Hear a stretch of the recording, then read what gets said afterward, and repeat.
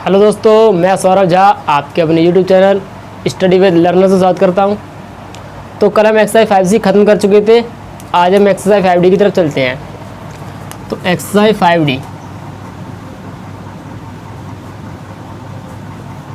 5D का पहला question कह रहा है, 5D का पहला क्वेश्चन है, उस समांतर श्रेणी का सारवंतर ज्ञात करो। पहला क्वेश्चन, उस समांतर श्रेणी का सारवंतर ज्ञात करो जिसके पहले 25 पदों का योग 1000 है। शुरुआत के 25 पदों का कितना है? 1000। तो S 25 कितना दे रखा है हमको? 1000। और जो प्रथम पद है वो कितना दे रखा है हमको? 10 है। हमसे पूछा गया, सारवंतर पूछा है। देखो क्या क्या दे रखा है हमको? n दे रखा है, इसमें n कितना 25 है, टोटल दे रखा है, a दे रखा है, d पूछा है। तो हम ये वाला फॉर्मूला लगा सकते हैं। कौन सा वाला? Sn बराबर n/2 2a plus n-1 into D. ये फॉर्मूला हम लगा सकते हैं। इससे d हमारा क्या होगा? देखो Sn पता ही है, हमें n पता है, n कितना है? 25 पद है। a पता है, a कितना हमारा? 10 है। n पता है, d निकालना है। तो बड़े आराम से निकाल लेंगे हम। चलिए करते हैं सॉल्व। चूँकि Sn बराबर n/2 2a plus n-1 into D. अच्छा, Sn कितना है? मतलब S25 हो जाएगा यहाँ पर। n कितना होगा? 25/2। a कितना हमारा? 10। n 25 माइनस 1 गुणा d, इसको हटा देते हैं। ठीक है। ये कितना दे रखा है? हमें दे रखा है ये 1000। 25/2। चलिए यहाँ कितना हो जाएगा? 10 दूनी 20 और 24 में से 25 में से कितना? 24d। यहाँ से कुछ कॉमन है, 4 कॉमन मिल रहे हैं वैसे तो। चलो 4 कॉमन ले लेते हम, गुणा 4। जब 4 कॉमन लिया तो क्या बचा यहाँ पर?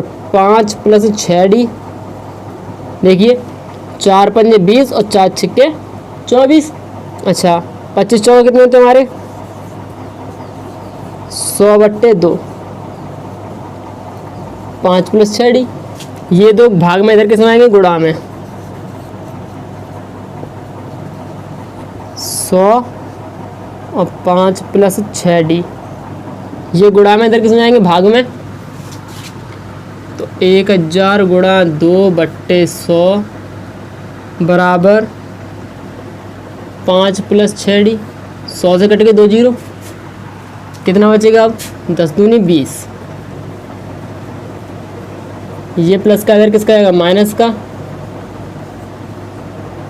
तो 15 बराबर 6d या d बराबर 15/6, d बराबर 5/2 या d बराबर 2.5। तो जो सारवंतर होगा इसका वो कितना होगा? 5/2 या 2.5। या इसको ऐसे भी लिख सकते हैं हम, 2 सही 1/2। 3 तरीके से लिखते हैं हम, कैसे भी लिख दीजिए आप, कोई दिक्कत नहीं है। तो चलिए पहले स्क्रीनशॉट ले लेते हैं, फिर समझाते दोबारा। चलिए एक बार फिर से समझ लेते हैं हम। देखो सवाल क्या कह रहा है? सवाल कह रहा है उस समांतर श्रेणी का सारवंतर ज्ञात कीजिए। क्या ज्ञात करवा रहा है? सारवंतर। चलिए जिसके 25 पदों का योग कितना है? 1000 है। तो 25 पदों का योग कितना हो गया? 1000। और प्रथम पद दे रखा है 10 है। तो प्रथम पद कितना हो गया हमारा? 10। सारवंतर पूछा है। तो Sn बराबर n/2 2a plus n-1 into D. Sn की S 25, n की 25, a की 10, n की 25, d की d। 25 कितना? 1000। 25/2 10 दूनी 20 24d। यहाँ से कुछ कॉमन है, 4 कॉमन है। 4 गुणा किए 100 हो गए। ये गुणा भाग में गुणा में। तो यहाँ से 5 प्लस 6d कितना आ गया? 20। ये प्लस के इधर माइनस के, तो डी बराबर कितना आ गया? 5/2। किसी को दिक्कत नहीं चाहिए, यहाँ तक क्लियर है? देखो जो एक्सरसाइज 5D है वो 5C के आगे की है। इसका मतलब जो हमने अभी तक मतलब टोटल निकालना सीखे हैं हम, अब ये टोटल के ऊपर ही सवाल आएंगे। जितने भी सवाल होंगे किसके ऊपर होंगे? टोटल के। तो कुल पदों के योग के ऊपर सवाल होंगे, लेकिन उससे थोड़े कैसे होंगे? कठिन होंगे। ठीक, चलिए अब आते हैं अगले क्वेश्चन पर। अगला क्वेश्चन कह रहा है उस समांतर श्रेणी का सारवंतर ज्ञात करो। सेम यही क्वेश्चन है। सारवंतर इसमें पूछा है।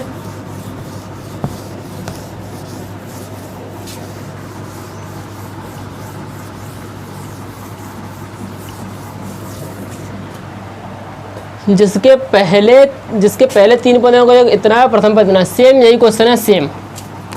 देखिए इसमें दे रहा है पहले 3 पदों का योग कितना है, 1020,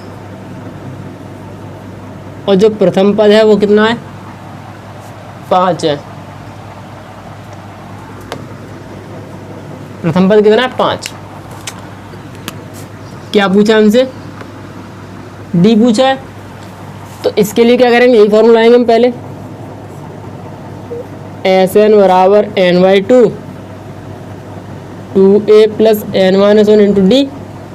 Sn मतलब S3 3/2 2 गुणा 5 3 - 1 और गुणा डी। S3 कितना है, 1020 3/2 5 दूनी 10 2 डी। यहाँ से कुछ कॉमन है, 2 कॉमन है, कितना बचेगा, 5 प्लस डी, यही बचेगा। चलिए 2 से 2 कट गए, ये क्या बचा, 1020 बराबर 3 5 प्लस डी, गुणा में इधर किसमें आएगा, भाग में।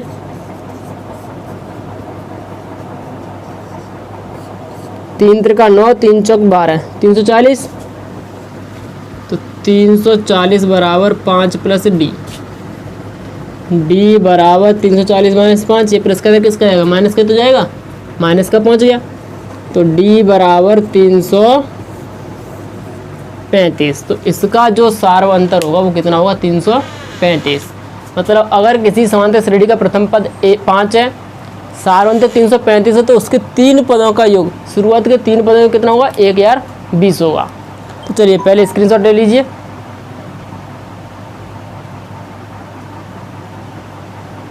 चलिए अब आते हैं अगले क्वेश्चन पर, क्वेश्चन नंबर 3। क्वेश्चन नंबर 3 में प्रथम पद पूछा है। हाँ, प्रथम पद ज्ञात कीजिए, उसमें सारवंतर दे रखा है हमें, ठीक है। चलिए क्वेश्चन नंबर 3, उस समांतर श्रेणी का प्रथम पद ज्ञात कीजिए। प्रथम पद ज्ञात कीजिए जिसमें पदांतर, देखो पदांतर और सार्वंतर एक ही बात होती है, कन्फ्यूज होने की जरूरत नहीं है यहाँ पर, ठीक है। तो पदांतर को क्या लिखेंगे हम, डी। डी कितना है, 3 है। और जो 12वां पद है वो कितना है, 37 है। ये तो बहुत सरल सवाल है, 12वां पद दे रखा है, सार्वंतर दे रखा है, प्रथम पद पूछा है। तो फॉर्मूला खोल दें किसका, Tn बराबर a plus n-1 into D. यहाँ पर a दे रखा है तो हम an लिख लेते हैं, कोई दिक्कत नहीं है उसमें। an बराबर a plus n-1 into D. an मतलब a बार है, a ज्ञात करना है, n 12 है, और d कितना हमारा 3। तो a 12 कितना, 37, a ज्ञात करना है, 11 गुणा 3 33 माइनस 33, तो a बराबर कितना हो गया हमारा, 4। तो इसका जो प्रथम पद होगा वो कितना होगा, 4 होगा, ठीक है। चलिए स्क्रीनशॉट ले लेते हैं, फिर दोबारा समझाते हैं।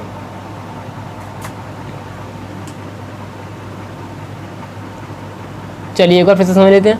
देखो कह रहा है प्रथम पद ज्ञात कीजिए, पदांतर दे रखा है और 12वां पद दे रखा है 37 है। तो पदांतर और सार्वंतर एक ही चीज़ होती है, उसमें कन्फ्यूज होने वाली कोई ज़रूरत नहीं है आप लोगों को। कन्फ्यूज हो कि सर पदांतर क्या होता है, पदांतर सार्वंतर ही होता है, ठीक है। तो an का फॉर्मूला जानते हैं, a plus n-1 into D होता है।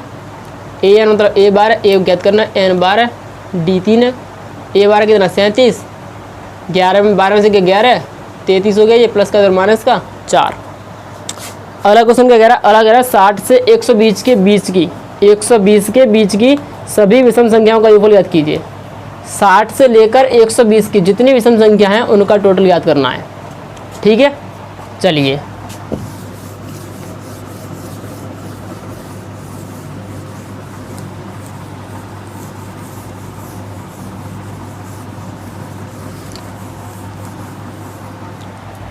6 कह रहा है 60 से 120 के बीच में। चलिए क्वेश्चन नंबर 4 है ना। हाँ, तो श्रेणी क्या होने की पहले वो देख लेते हैं हम। 60 से 120 के बीच की विषम संख्याएं कौन कौन सी होंगी। देखो विषम संख्या कौन सी होती है, जिनमें 2 का भाग पूरी तरह नहीं जाता है, वही तो होती हैं। तो 60 के बाद ऐसी कौन सी संख्या है जिसमें 2 का भाग पूरी तरह नहीं जाएगा। 61 है, तो 61। 61 के बाद कौन सी होगी हमारी 63। 63 के बाद 65, 67 और कहाँ तक 119 तक। यही होगा, यही होगा। तो देखो हमने श्रेणी बना ली।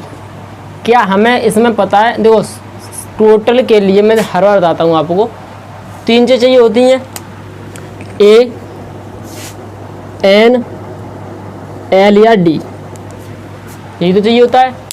तो देखो हमें ए पता है, एल भी पता है, हम डी भी ज्ञात कर सकते हैं T2 - T1 लगा करके।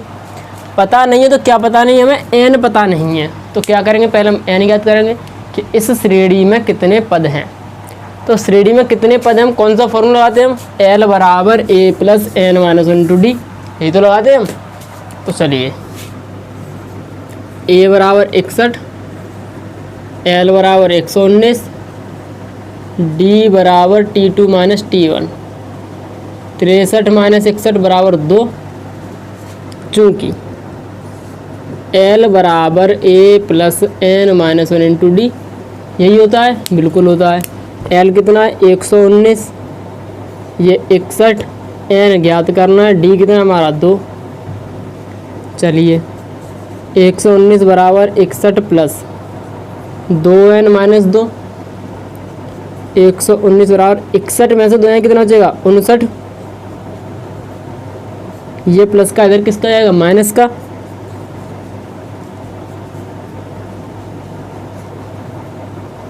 जब 9 में से 9 का 0 और 11 से 5 कितना बचेगा 6, 2n।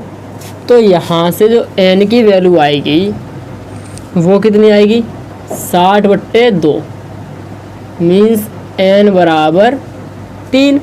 अब हमें पदों की संख्या पता है, पदों की संख्या पता है, क्या याद करना है टोटल। तो Sn बराबर n/2 a plus l। Sn मतलब S 30/2, a 61, l कितना 119। ये कितने हो गया 15 बार, 9 और 1 10, 6 और 1 7, 1 8, 180 हो गया। ये 15 गुणा करना है 180 में, 0 15 8 120, 15 कम 15, 15 और 12 कितने होते हमारे 27। तो जो इसका टोटल आएगा वो कितना आएगा 2700 आएगा। तो 60 से 120 के बीच की जितनी भी विषम संख्या होंगी उनका अगर हम टोटल ज्ञात करेंगे तो कितना होगा, ये 2700 होगा। चलिए स्क्रीनशॉट ले लेते हैं, फिर समझाते दोबारा।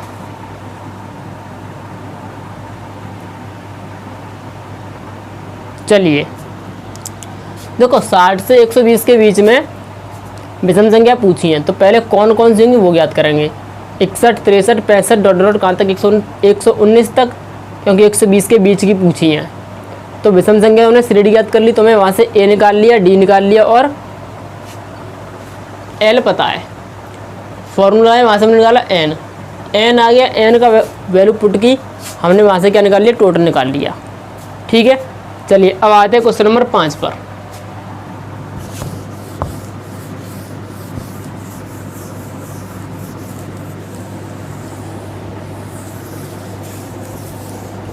बढ़िया सवाल है क्वेश्चन नंबर 5 जो है आपका। सवाल कह रहा है कि एक केंद्र ए से प्रारंभ करते हुए बारी बारी से केंद्र ए और बी को लेते हुए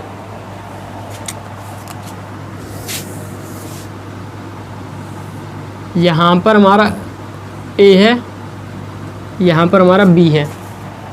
हमने ए से स्टार्ट किया, इसको लिया, तो यहाँ से केंद्र ये हुआ, फिर हमने यहाँ से लिया इसको ऐसे, फिर हमने फिर एक केंद्र लिया, थोड़ा इसको और बड़ा कर लेता हूँ मैं,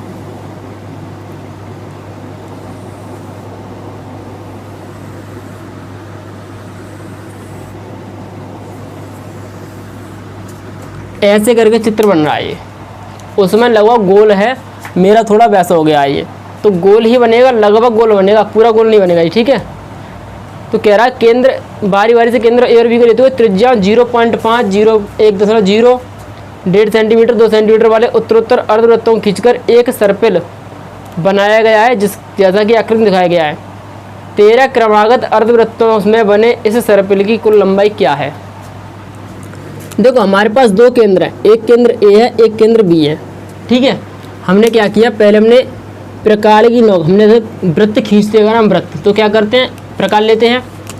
प्रकार कैसी होती है, यहाँ पर होती है हमारी पेंसिल लगती है और ये हमारी एक नोक होती है लंबी, तो इसमें पेंसिल लगाई, पेंसिल नोक रखने बी पर पहले, और जो प्रकार की नोक होती है वो रखी हुई कहाँ पर, ए पर।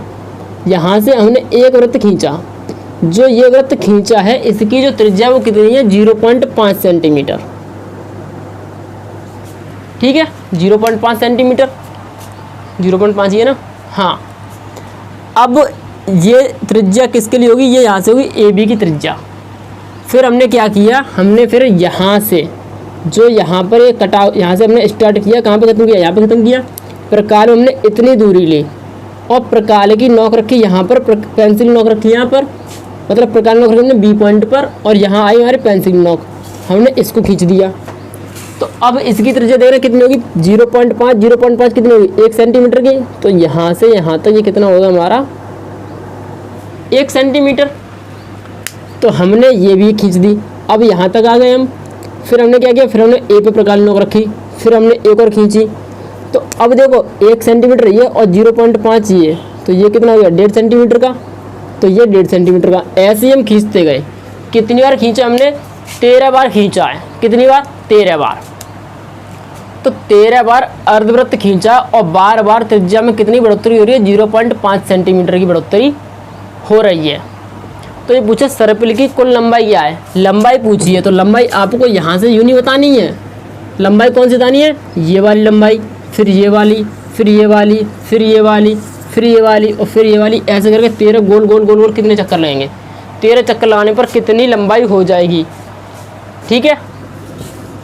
तो हमने एक चीज़ पढ़ी है, क्या पढ़ी है, कि जो वृत्त की परिधि होती है,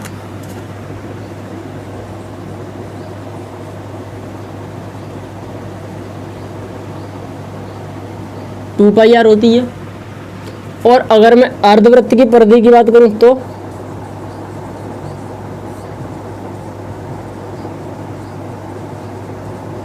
भाई जब वृत्त पूरा वृत्त 2 पाई आर, तो आधी वृत्त कितनी हो जाएगी, 2 पाई आर बट्टे 2 मीन्स पाई आर।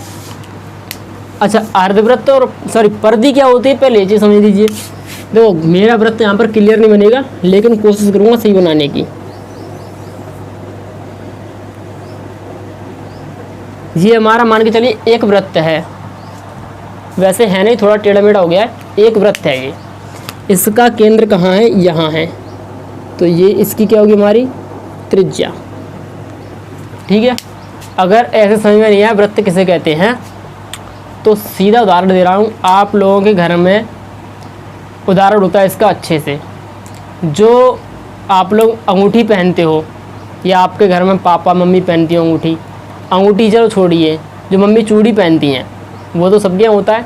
तो जो चूड़ी होती है वो हमारा वृत्ताकार होती है, न कि गोलाकार, ठीक है। गोलाकार और वृत्ताकार में अंतर होता है। जो गोला होता है वो हमारा त्रिविमीय दिशा में होता है, मतलब 3 दिशा में, उसकी लंबाई चौड़ाई ऊंचाई होती है। लेकिन जो वृत्त होता है वो केवल 2 दिशा में होता है, लंबाई और चौड़ाई में। तो हम उसको इस सतह पर दिखा सकते हैं वृत्त को, लेकिन गोला को नहीं दिखा सकते। अच्छा गोला का उदाहरण क्या होगा, गोला का उदाहरण होगा आपका गेंद है। गेंद को आप इस व्हाइट बोर्ड पर दर्शा सकते हो, नहीं दर्शा सकते। उसके लिए हमें 3 दिशा चाहिए होती है, लंबाई चौड़ाई और ऊंचाई, क्योंकि उसमें लंबाई भी होती है, चौड़ाई भी होती है और ऊंचाई भी होती है। अच्छा और उदाहरण, और हमारा गुब्बारा हो गया। ये सब हमारे क्या, हमारे जिनमें 3 दिशा होती हैं, जिनको हम इस तल पर दिखा नहीं सकते, वो सब क्या हमारे, वो सब हमारे गोला में आएंगे, जो गोल होंगे। ठीक है, अब बात करते हैं हम किसकी, वृत्त की। तो वृत्त के लिए अगर आप चूड़ी लें और चूड़ी को अगर आप यहाँ पर रख दें तो सेम यही पोजीशन आएगी। सेम अगर हम सामने से देखेंगे, जैसे भी आप देख रहे हो, तो सेम ऐसे दिखाई देगा। तो जो इसकी चूड़ी को अगर मैं यहाँ से तोड़ दूँ, मैंने क्या किया, चूड़ी को यहाँ से मैंने तोड़ दिया और इसको मैंने एक लंबे में बना लिया। एक लंबा बनाऊंगा तो ऐसे बन जाएगा ये, या एक छल्ला ले लीजिए, छल्ला को मैंने काटा और उसको मैंने सीधा किया। सीधा करूँगा तो ऐसे बनेगा, ऐसे ही तो हो जाएगा सीधा करने पर। तो जो इसकी लंबाई होगी वही हमारी क्या होती है, परिधि होती है। तो मैं इसको मैं बोल सकता हूँ जो ये गोल गोल है यही हमारी क्या, एक परिधि है। तो ये परिधि है, तो पूरे वृत्त की परिधि होती है 2πr, तो आधे की कितनी हो जाएगी, πr। अगर मैं इस आधे की बात करूँ इतने की कि ऊपर ऊपर या नीचे नीचे की परिधि बताओ, वो कितनी होगी, πr होगी। यहाँ तक क्लियर है। चलिए अब आते हैं अपने सवाल पर वापस आते हैं।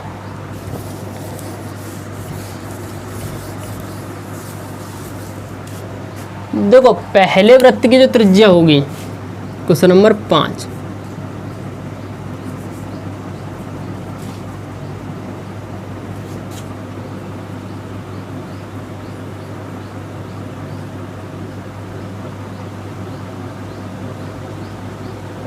पहले अर्धवृत्त की त्रिज्या कितनी है, 0.5। फिर दूसरे अर्धवृत्त की कितनी है, इतनी सेंटीमीटर। और तीसरे अर्धवृत्त की कितनी है, 1.5 सेंटीमीटर। ऐसे दे रहा है और ऐसे ही कहाँ तक दे रहा है, 13 पदों तक दे रहा है। चलो चौथी को ले लेते हैं हम। चौथे अर्धवृत्त की त्रिज्या ऐसे दे रहा है। तो यहाँ से अगर मैं श्रेणी की बात करूँ तो श्रेणी क्या बनेगी, 0.5, 1.0, 1.5, 2.0, कहाँ तक, 13 पदों तक। ये किसकी है, त्रिज्याओं की है। हमसे लंबाई पूछी है, तो लंबाई ज्ञात करें तो क्या करेंगे, परिधि ज्ञात करेंगे हम। तो अगर मैं, चलो यहाँ से इसको भी हटा देते हैं हम, इसकी काम नहीं आएगा। अगर मैं पहले अर्धवृत्त की परिधि निकालूं,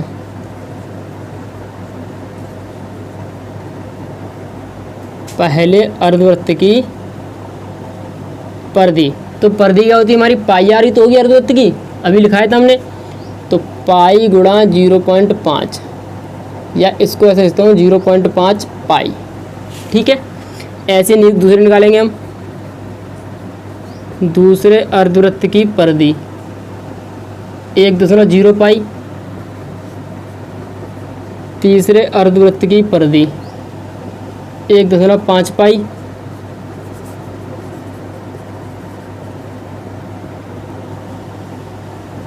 दो 2.0 पाई। अब इसकी बनाएंगे श्रेणी, क्योंकि हमें इसी का तो टोटल याद करना है। तो 0.5 पाई, 1.0 पाई, 1.5 पाई, 0 पाई, कहाँ तक, 13 पदों तक। 13 पदों तक ज्ञात करना है। तो टोटल के लिए क्या क्या पता होना चाहिए, ए एन डी या एल। तो ए पता है कितना होगा, 0.5 पाई।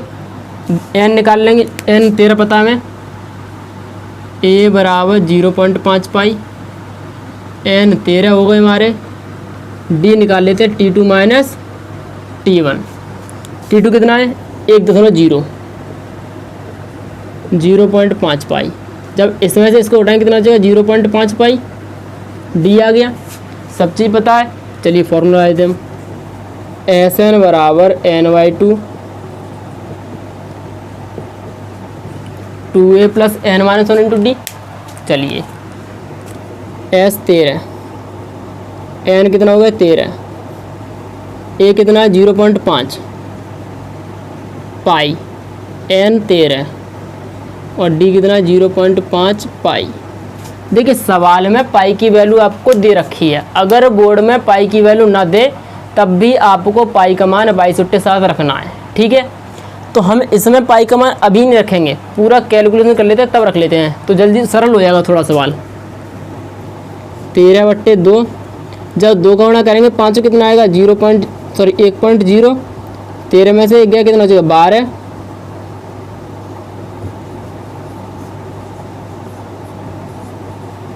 12 पंजे 60, मतलब 6.0,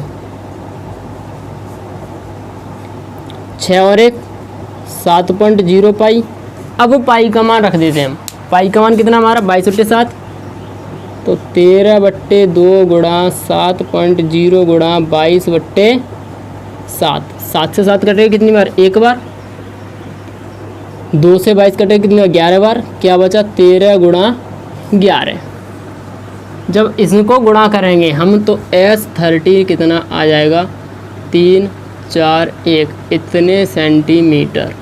तो जो सर्पिल की लंबाई होगी वो कितनी हो जाएगी 143 सेंटीमीटर। ठीक है, चलिए पहले स्क्रीनशॉट ले लेते हैं फिर दोबारा समझाते हैं हम।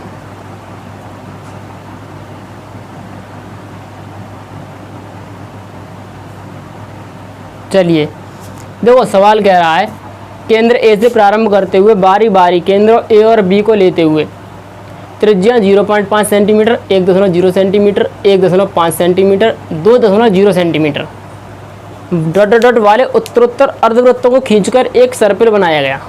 हमने अर्धवृत्त खींचते गए इतने इतने त्रिज्याओं के और हमने क्या बनाया एक सर्पिल बना लिया।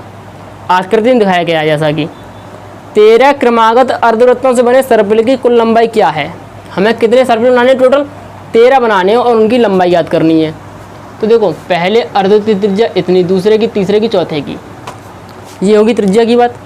ऐसे अगर हम बात करें पहले अर्धवृत्त की परिधि क्या होता है पाई इंटू आर होता है, पाई आर कितना 0.5 पाई का पाई। ऐसे दूसरे निकाला, तीसरे निकाला, चौथे निकाला।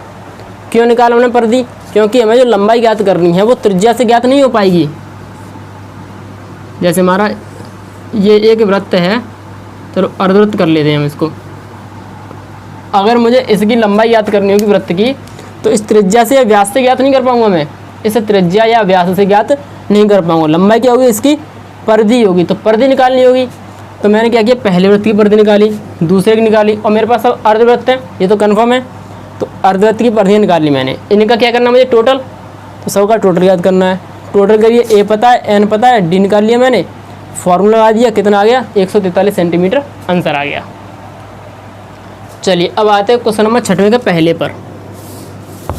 अगर फिर भी किसी को कोई दिक्कत होती है इस सवाल में या और किसी सवाल में तो आप लोग कमेंट कर दीजिए, मैं इसकी वीडियो दोबारा से कोई अच्छा सा तरीका देख लूँगा जो आपको समझ में आ जाए, मैं अपलोड कर दूँगा या तो यूट्यूब पर या फेसबुक पर। अच्छा फेसबुक से आप कैसे लोगे, तो फेसबुक पर भी हमारा एक ग्रुप चल रहा है, ग्रुप और पेज दोनों हैं, इसी नाम से है स्टडी विद लर्नर्स के नाम से। तो आप सर्च करोगे तो पहले नंबर पर ग्रुप आएगा, आप उसको ज्वाइन कर लीजिए। ज्वाइन करने के बाद आप वहाँ पर कमेंट कर सकते हैं कि सर मुझे ये सवाल समझ में नहीं आ रहा है, कमेंट कीजिए। या कोई सवाल आपको किसी दूसरी किताब का सवाल है आपको समझ में नहीं आ रहा है तो आप उसका फ़ोटो डाल सकते हैं कि सर ये सवाल कैसे होगा, मैं उसकी वीडियो बना के डाल दूँगा वहाँ पर। ठीक है, चलिए 6वें का पहला आते हैं। जो क्वेश्चन नंबर 6 में पहला है वही दूसरा है, तो एक करा देता हूँ, दूसरा अपने आप कर लीजिए आप। 6वें का पहला श्रेणी दे रखी है हमें -8 -4 -8 -6 -4 कितने पदों का योग 52 है। ठीक है, हमें ये श्रेणी दे रखी है और ये पूछा इस श्रेणी के कितने पद लें हम कि इसका टोटल कितना हो जाए 52 हो जाए। तो चलिए हम मान लेते हैं, देखो एस एन कितना दे रखा है हमको 52 दे रखा है, एन ही पूछा है। पहला पद कितना है -8। अच्छा डी की बात करें अगर हम तो डी कितना हुआ हमारा T2 - T1 होता है। T2 कितना है -6, T1 कितना है -8, माइनस प्लस 2, सार्वंतर भी कितना आ गया हमारा 2।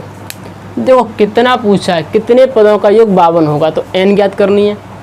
n ज्ञात करनी है तो कोई सा फॉर्मूला ला सकते हैं हम, वैसे कोई सा गैस में एक ही लगेगा, SN बराबर n/2 2a + n - 1 × d। SN कितना है 52 है, चलिए 52 आ जाइए आप।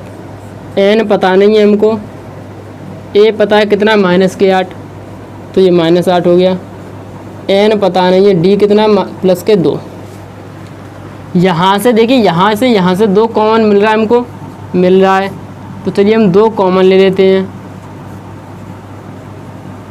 2 कॉमन लिया, यहाँ क्या बचेगा -8, तो यहाँ बचेगा -8, यहाँ बचेगा n-1, 2 से 2 कट गए। यहाँ क्या बचेगा n और माइनस प्लस चिन्ह रहेगा माइनस का, -9। चलिए n का कर लेते हैं गुणा। अगर ये लाइन क्लियर नहीं हो रही तो यहाँ लिख देता हूँ मैं 52 बराबर n। देखिए 2 से 2 कट गए, क्या बचा n, यहाँ क्या बचेगा n, 8 में 8 और 1, देखो दोनों माइनस के हैं, माइनस का तो हमारा प्लस होता है, चिन्ह किसका था माइनस का, तो 9, n² माइनस के 9n, ये प्लस का उधर किसका जाएगा माइनस का, तो 0 बराबर,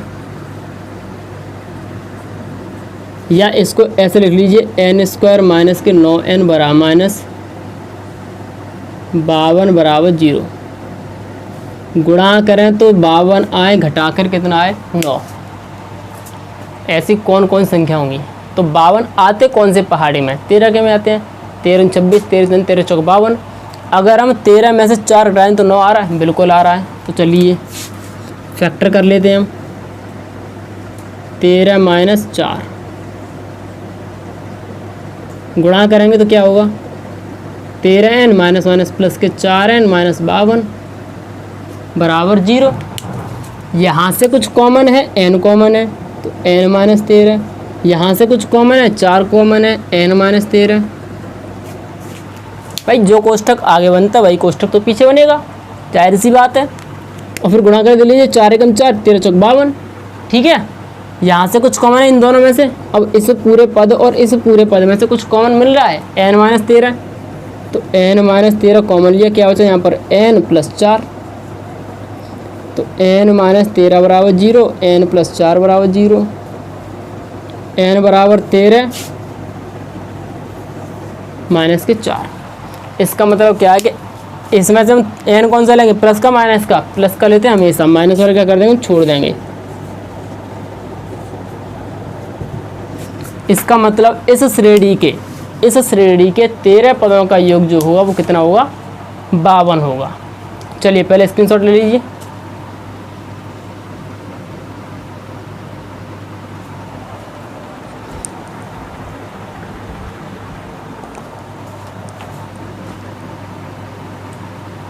चलिए एक बार फिर से समझ लेते हैं हम।